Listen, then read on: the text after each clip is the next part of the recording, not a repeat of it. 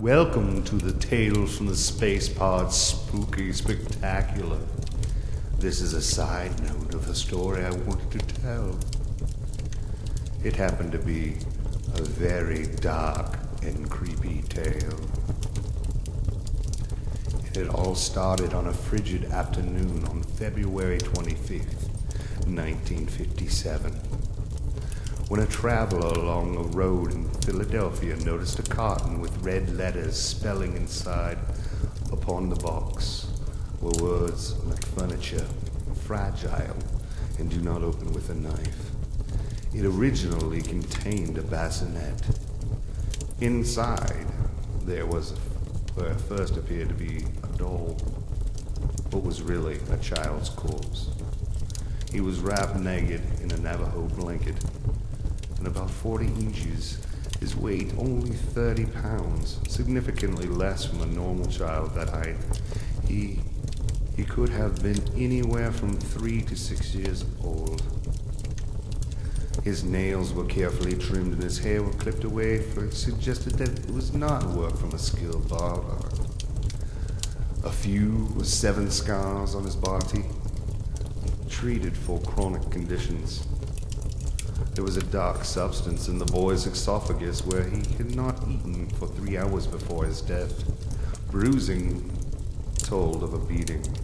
An examiner ruled out death, the cause by blows to the head.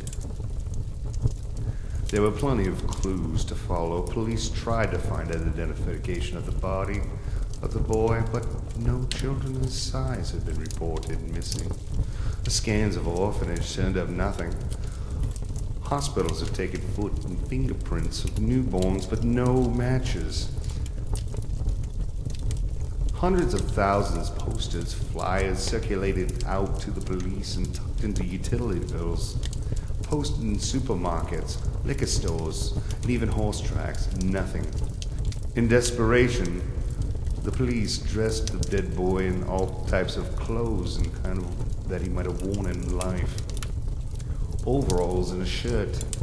Photographed him sitting up, hopefully to jog a memory. Still nothing. It was easier to trace the box to the local JCPenney's, where it turned out to be another dead end. Whoever had bought in the bassinet paid cash and left, leaving no identification. Another clue came from a witness, a man who had been driving along the road that day before the body was found. Our driver saw a woman and a boy standing beside a car, rummaging through the trunk. Figuring they might be having car troubles, he slowed down and asked if they needed any help. The woman waved him on.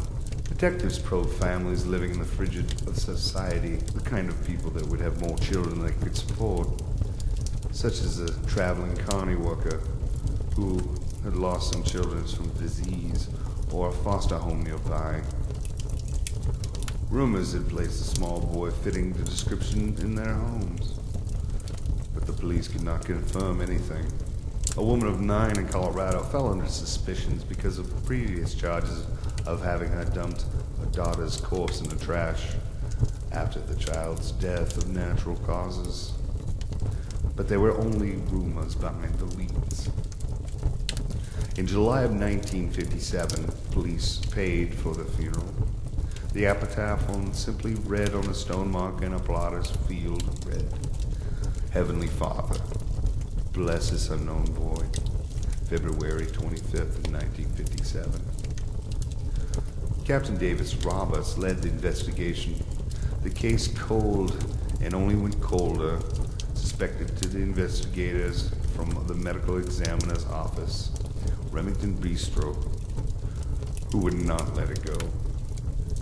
On his own time and on his own money, he called upon psychics conducting his own investigation and interviewed anyone who might shed some type of light to the identity of the boy. Bistro wasn't certain that he died in a foster home, had been taken from many children over the years, but he could prove nothing.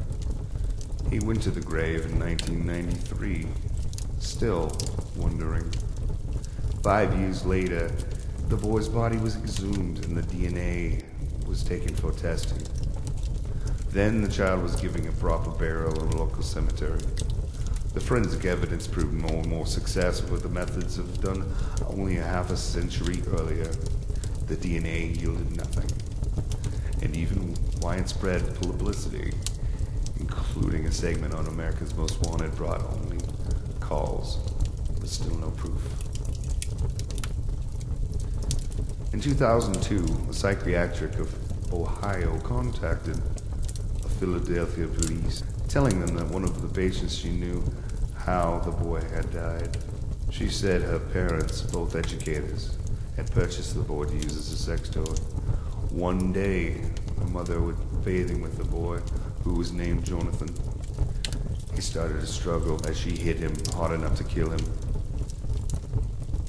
The woman, who was 10 at the time of the killing, said she had been on the side of the road, helping a mother dispose of the body. When a man pulled over to ask if they needed help, she was very tall and often mistaken for a boy. It all seemed to make sense. She knew key details. The autopsy report, for example, noted that the boy had some brown substance in his esophagus. She said that he had thrown up baked beans the day he died, but there was no way to prove anything that she said was true. Today there is a website dedicated to the mystery. Investigators hope that someday will be solved. In November of 2013, there was a memorial held for the boy with no name, but nevertheless managed to leave an indicating mark upon the world.